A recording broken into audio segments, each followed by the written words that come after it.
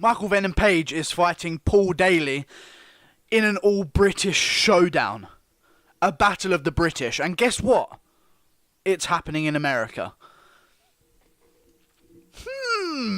How could we lose money, Bellator? I think what Scott Coker was thinking was, how could we lose lots and lots of money? I know. Let's have the two biggest British names in Bellator fight in America. Exactly. Can we have a round of applause for Scott Coker? He's clearly been living up to his second name, if you know what I mean. If you know what I mean, guys. Right, let's talk about it. Paul Daley versus Michael Venom Page. Michael Venom Page, we don't know. We don't know how good he is because we haven't seen him against anyone of note at all. And you say his last opponent had a positive record. Okay, that's what we're saying is good. I mean, he has fought nothing but tin cans. I'm thinking of this analogy right now. And tell me if I'm wrong. Which I won't be, so you won't have to tell me. Michael Venom Page is a Gervonta Davis. And Paul Daley is Manny Pacquiao in this situation. If those two were to fight. Paul Daley, Manny Pacquiao. They fought the best in the world. They've lost to the best in the world. But they're still one of the best in the world. Gervonta Davis, good record. Coming up strong. Looking good against his opponents. But he's fought absolute nobodies. And he has no creditable win on his record whatsoever. Now, here's something. I kind of want to go in on MVP. But his father has just passed away. May he rest in peace. I feel bad for him. Honestly, I won't make any jokes. Why would I make a joke about that? But yeah. Rough mindset to be in. This either does one of two things for MVP. This accelerates his drive to want to win so badly in his father's honour that he takes it home and looks spectacular and he's the best mindset we've ever seen him. Or it gets to him coming up to the fight and we see him crumble and lose focus in the octagon and get cracked by Paul Daley. Paul Daley can knock anyone out with any one of his hands, any one of his legs, any one of his flying knees. I mean, we've all seen him flying knee that guy in Bellator. I don't know who the fuck it was, but he flying kneed the fuck out of him. I want to bring to your attention this. Paul Daley was a contender in the UFC. Top 10, maybe even top 5 at certain times. I remember he came in on short notice and beat the number 1 contender at welterweight. I can't remember his fucking name, but fuck it. I can't be fucked. You guys all know who I mean. Because I know you guys fact check everything I say in these videos. So, do that all you want. But yeah. Paul Daley is still a UFC contender, but then he had that incident where he punched Josh Koscheck after the bell and got banned from the UFC for life. Khabib jumps out of the cage and attacks members of a corner. And just a little suspension that can be 6 months after a nice anti-bullying post. Pretty fair, guys. No racism there. I'm not assuming racism, of course. But I'm sure that Paul Daley was in a bad situation because it was a time when no one in the UFC had really gone against the rules yet. And he was the first guy. And they had to make an example out of him. They had to put his head on a spike out front of the castle, Show everyone this is what happens if you disobey the law. Now, Paul Daley has had a lot of fights. He's had a lot of losses. I think he's had around 60 fucking fights. So he's been around the block. In terms of damage taken, it's only a matter of time before we start to see that chin wither and fade away. Michael Venom Page, coming up strong, has never faced any adversity. However, he did have a split decision to some Brazilian guy who didn't have any creditable wins himself. So that was a bit weird. But it wasn't like a back and forth where one guy wins this round, one guy wins this round. It was just neither of them did anything. But Michael Venom Page did just a little bit more. So he got the win. So it wasn't like back and forth, like, oh, he got knocked down, oh, he did this. And there was no adversity there. It was just neither of them wanting to engage. Because Michael Venom Page, as much as he looks like this world beater and destroyer, he solely relies on you coming towards him. It's like Stephen Wonderboy Thompson, but way fucking worse. At a much lower level.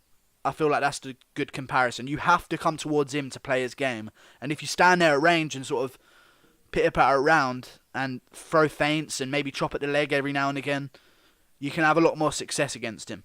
Now, I feel like what Paul Daley's game plan is going to be is to get right in MVP's face, throw a lot of feints, and start chopping away at that lead leg, either with the lead leg side kick, the oblique kick that we've seen a lot of guys using in the UFC, or he's maybe going to try and use some brutal leg kicks, that calf kick, anything to slow down the in and out karate blitz movement of MVP.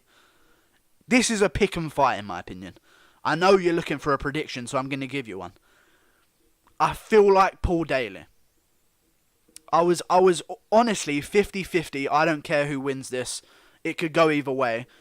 But I feel like it's going to be Paul Daley purely because MVP's dad passed away, and that's just something you don't want in your fight, in between your fight camp. And I said it can do either one or two things. You either drives you more and makes you focus more on the win, or it's in the back of your mind 24/7 until you get to fight night and you crumble. And you don't want to be crumbling in front of Paul Daley, that's for sure, because he'll crack you and put you out. Now, this is MVP's big test. If he can get past Paul Daley, I like his odds in the tournament. You know, I feel like if Paul Daley beats MVP, I don't really like his odds in the tournament.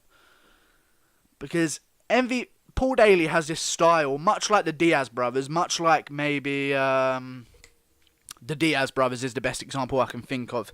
And this is the type of fighter who does sort of things like he refuses to grow off of a loss. Kind of. So Paul Daley, I know he wrestles every day and he trains, but he has this mindset towards being out-wrestled where, oh, he's just a pussy and he took me down. And all this and all that. Oh, what a pussy, boring fighter. Much like the Diaz brothers, mainly Nick Diaz. You know when he fought Carlos Condit? Yeah, he just ran away the whole fight. What am I supposed to do? He just ran away like a pussy. Well, no, he moved backwards and counter-striked against you because you're a head-forward boxer. And he outsmarted you and won. However you had that fight scored, I don't feel like Nick Diaz learns from his defeats. And I feel like Paul Daley may have the same problem. However, there's no way MVP is going to be shooting for a takedown this fight. He's going to be in and out, light on his feet, front half forward, fucking flying in with 1-2s.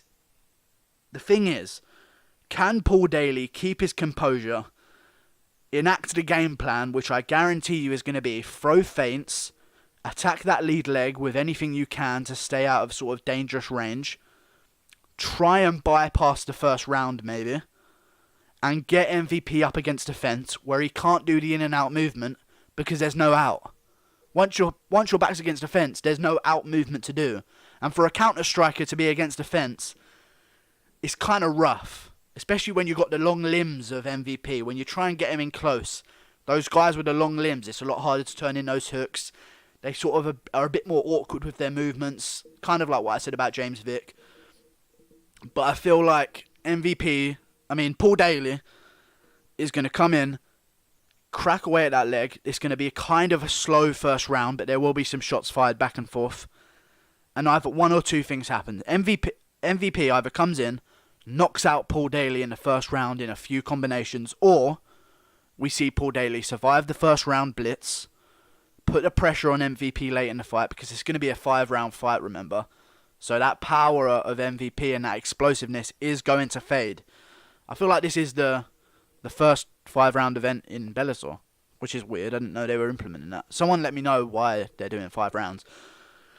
But I just feel like Paul Daley's going to close the distance, come in, crack him up against the fence, and just start putting hands on him. And if it goes decision and it's a 5-round sort of beating of that, then I guess that's how it's going to be. But I feel like Paul Daley definitely has the power to crack MVP on his chin and put him out cold. Yeah, that's how I feel. That's how I feel about this. It's going to be a good fight though. I'll be live streaming a Fight Companion, you're damn sure. I'm live streaming the Fight Companion for this on Saturday night. I just booked off work on Monday so I can do Francis Ngannou versus Cain Velasquez Fight Companion. I'm out here grinding. I had work all day today. I had to work double hours today so I could get off Monday.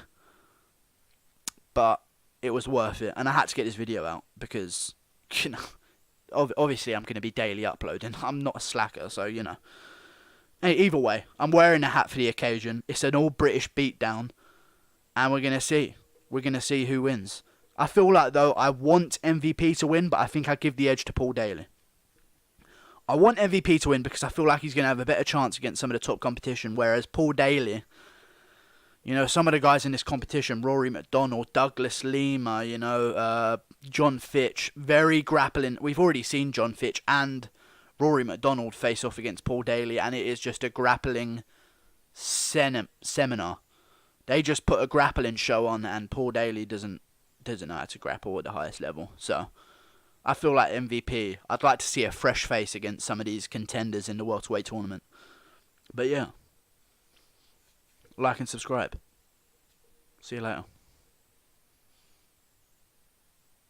No, but seriously, like and fucking subscribe. I'm not fucking joking.